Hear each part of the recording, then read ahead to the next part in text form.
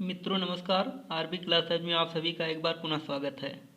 इस वीडियो में बाबूराम सक्सेना कृत संस्कृत व्याकरण प्रवेशिका से कारक प्रकरण को पढ़ रहे हैं, जो कारक प्रकरण का भाग 5 है। इसके पहले भाग 4 तक हो चुका है। यदि आप उसको नहीं देखे हैं तो प्लेलिस्ट में जाकर के उसको देख सकते हैं। तो आइए वीडियो को शुरू करते हैं। कालाध्वनोः अत्यंत संयोगी, कालाध्वनोर अत्यंत संयोगी। अब इसको अलग अलग करेंगे तो काला अध्वन अत्यंत संयोगी, अर्थात जब कोई क्रिया लगातार कुछ समय तक होती रहे या कोई वस्तु कुछ दूरी तक लगातार हो तो समय और मार्गवाचक शब्द में द्वितीया होती है। जैसे चत्वारि वर्षाणि वेदम अधिजगे, 4 वर्ष तक वेद पढ़ता रहा। अब यहाँ पर वेद पढ़ता रहा लगातार 4 वर्ष तक, इसलिए चत्वारि वर्षाणि वेदम इसमें द्वितीया विभक्त हो गई है। आगे है मासम, मासम कल्याणी, पूरा महीना शुभ है। मासम कल्याणी पूरा महीना शुभ है। मासम में द्वितीया विभक्त हो गई है क्योंकि यह समयवाचक है। क्रोशम कुटिला नदी, नदी कोस भर टेढ़ी है। क्रोशम कुटिला नदी, नदी कोस भर टेढ़ी है। तो यहाँ क्रोशम यह मार्गवाचक है, इसलिए क्रोशम में द्वितीया विभक्त हुई है। सभा वैश्रवणी राजन सतयोजनम आयता, सभा वैश्रवणी राजन सतयोजनम आयता। हे राजन, कुबेर की सभा 100 योजन लंबी है। यहाँ सतयोजनम यह मार्गवाचक है, इसलिए सतयोजनम में द्वितीया विभक्त हो गई है।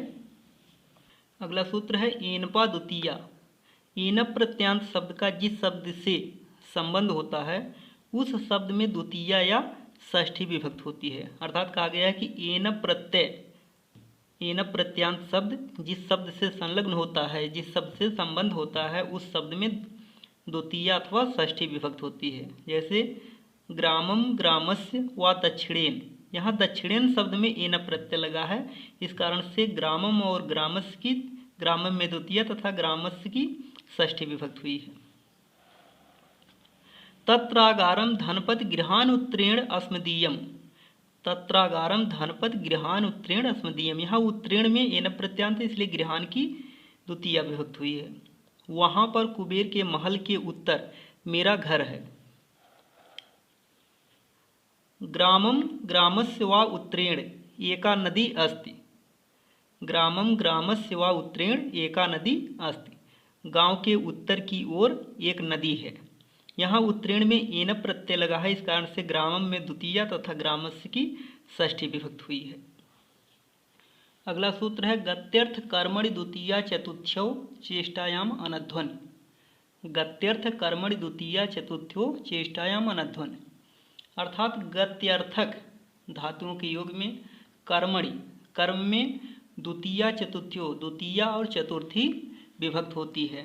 चेष्टायाम अनध्वन, अर्थात क्रिया के व्यापार में शरीर से क्रिया करना हो तथा वह मार्ग ना हो। जाने के अर्थ में गम, चल, इड़, ब्रज, या, यह 5 धातुएं जाने के अर्थ में प्रयुक्त होती हैं, अर्थात गत्यर्थक धातुएं हैं। कहा गया है कि सूत्रानुसार जाने का अर्थ देने वाली धातुओं के योग में जिसके लिए चेष्टा अर्थात शरीर से व्यापार, शरीर का हिलना डुलना पाया जाए, अर्थात शरीर से व्यापार किया जाए, उसकी द्वितीया अथवा चतुर्थी विभक्त होती है, किंतु क्रिया का कर्म मार्ग ना हो।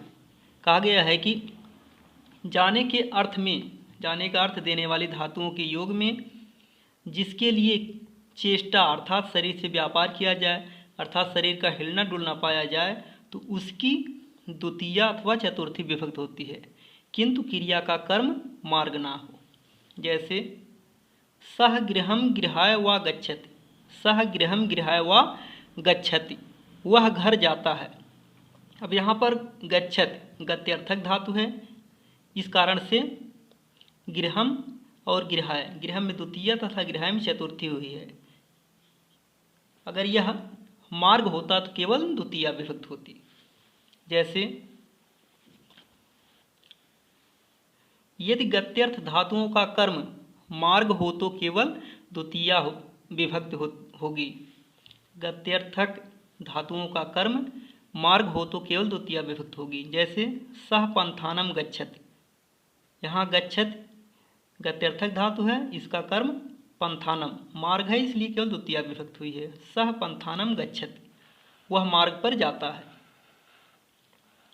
आगे है कि जब गत्यर्थक धातु के योग में शरीर से व्यापार ना करना हो तो, अर्थात शरीर का हिलना डुलना ना पाया जाता हो तो कर्म की केवल द्वितीया विभक्त होती है।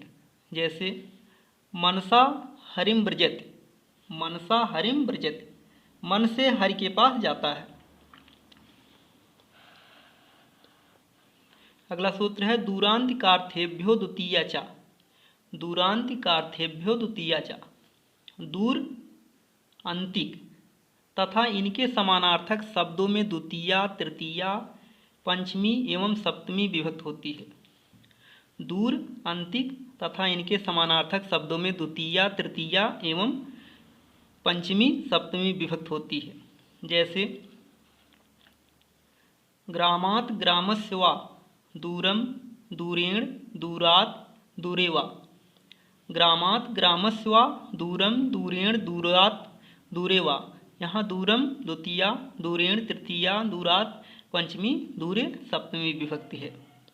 वनस्य वनात् वा, अंतिकम अंतिकेन अंतिकात् अंतिके वा, गृहस्य गृहात् वा, निकटम निकटेन निकटात् निकटे वा। यहाँ पर निकटम द्वितीया, निकटेन तृतीया, निकटात् पंचमी तथा निकटे सप्तमी विभक्ति लगी है। अगला सूत्र है गौड़े कर्मण दुह्यादे प्रधाने निहिरी कृस्वहाम, विभक्ति प्रथमा गेया द्वितीया च तदन्यतः। गौड़े कर्मण दुह्यादे प्रधाने निहिरी कृस्वहाम, विभक्ति प्रथमा गेया द्वितीया च तदन्यतः। यह सूत्र कर्तृवाच्य से कर्मवाच्य बनाते समय प्रयुक्त होता है, क्योंकि दुह से मुस तक, दुह से मुस तक यानी दुह याज पछ दंड रुद्ध पृच्छ ची ब्रूसास जी मथ मुस, तथा नी से वह यानी नी ह्री कृस वह धातु के योग में दो कर्म होते हैं, प्रधान कर्म एवं गौण कर्म। ऐसी स्थिति में किस कर्म की स्थिति कर्मवाच्य बनाते समय प्रथमा में या द्वितीया में, यह बताने के लिए उक्त सूत्र कहता है कि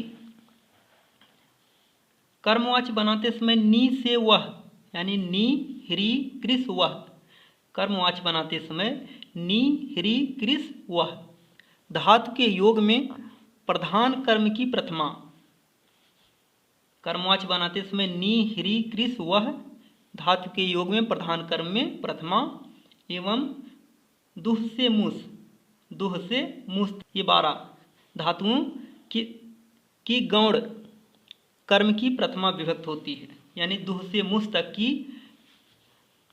धातुओं के गौण कर्म की प्रथमा विभक्त होती है। जैसे कर्मवाच्य बनाते समय नी से वह के प्रधान कर्म में प्रथमा तथा दुह से मुस तक के गौण कर्म में प्रथमा विभक्त होती है। जैसे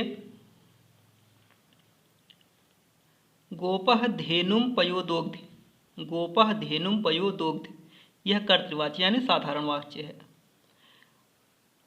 अब इसको कर्मवाच्य में हो जाएगा गोपेन धेनु पयोदुह्यते, गोपेन धेनु पयोदुह्यते।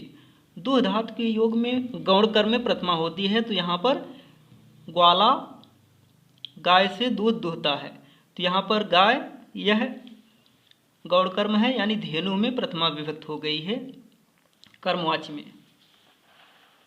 अगला वाक्य है देवाः समुद्रम सुधाम मनमथुः, कर्तृवाच्य है, इसका कर्मवाच्य में हो जाएगा देवैः समुद्रः सुधाम मनमथे, समुद्र में प्रथमा हो गई है, यह गौण कर्म है। सह अजाम ग्रामम नयति हरति कर्षति वहति वा, अब यहाँ पर नी ह्री कृस वह धातु के कारण इसके जो प्रधान कर्म है, प्रधान कर्म में प्रथमा हो जाएगी कर्मवाच्य बनाते समय। अब कर्मवाच्य में लिखा है सह इसका तेन हो जाएगा। तेन अजा ग्रामम नीयते ह्रियते कृष्यते वुह्यते वा। तो यहाँ पर अजाम यह साधारण वाक्य यानी कर्तृवाच्य में अजाम में द्वितीय है, और जब इसको कर्मवाच्य बदलेंगे तो अजा इसमें प्रथमा विभक्ति हो जाएगी। अगला सूत्र है गति बुद्धि प्रत्यवसानार्थ शब्द कर्मा कर्म काड़ामणि कर्ता साड़व कर्म। गति बुद्धि प्रत्यवसानार्थ शब्द कर्मा कर्म काड़ामणि कर्ता साड़व कर्म। अर्थात ऋजंत अवस्था का कर्ता तृतीया विभक्ति में होता है, किंतु ऋजंत अवस्था के कर्ता को द्वितीया में रखने के लिए कुछ नियम बतलाए गए हैं, जो इस प्रकार है। ऐसी धातुएं जिनका अर्थ जाना हो, ऐसी धातुएं जिनका अर्थ जाना हो, जैसे गम, चल, ईड़ या ब्रज। ऐसी धातुएं जिनका अर्थ कुछ जानना अर्थात ज्ञान प्राप्त करना हो, जैसे बुध, ज्ञान, विद आदि। ऐसी धातुएं जिनका अर्थ खाना हो, जैसे भक्ष, भुज, भक्ष आदि। ऐसी धातुएं जिनका अर्थ कोई शब्द हो, ऐसी धातुएं जिनका कर्म कोई शब्द हो, जैसे पठ माने पढ़ना, उच्चर बोलना। ऐसी धातुएं जिनका कोई कर्म ना हो, ऐसी धातुएं जिनका कोई कर्म ना हो, जैसे उत्तिष्ठ उठना, आस बैठना आदि। उक्त इन सभी धातुओं के योग में साधारण दशा अर्थात अणिजंत में जो कर्ता रहता है वह ऋजंत प्रेरणार्थक में कर्म हो जाता है। इन उक्त धातुओं के योग में जो साधारण दशा का कर्ता रहता है वह प्रेरणार्थक में कर्म हो जाता है। जैसे गत्यर्थक माने जाने के अर्थ में प्रयुक्त धातु में शत्रवः स्वर्गम अगच्छन। शत्रवः स्वर्गम अगच्छन, शत्रवः यह कर्ता है, जब ऋजंत में जाएगा तो यह कर्म हो जाएगा। शत्रुन स्वर्गम अगमयत। बुद्ध्यर्थक जानने के अर्थ में स्वे वेदार्थम अविदुः, स्वान वेदार्थम अवेदयत। भोजनार्थक देवाः अमृतम आसनन, देवाः अमृतम आसनन, इसका हो जाएगा देवान अमृतम आसयन। यहाँ देवान कर्म हो जाएगा। शब्द कर्मक विधि वेदम अध्ययत, विधि वेदम अध्ययत, यहाँ विधि करता है, यहाँ पर कर्म हो जाएगा विधिम वेदम अध्यापयत। अगला है अकर्मक। अकर्मक धातु के योग में जैसे पृथ्वी सलिले आस्त, पृथ्वी करता है, यहाँ कर्म हो जाएगी पृथ्वीम सलिले आसियत, पृथ्वीम सलिले आसियत। ये कुछ सूत्रों की व्याख्या थी। यदि वीडियो पसंद आए तो वीडियो को लाइक करें, शेयर करें और चैनल को सब्सक्राइब करें। वीडियो देखने के लिए धन्यवाद।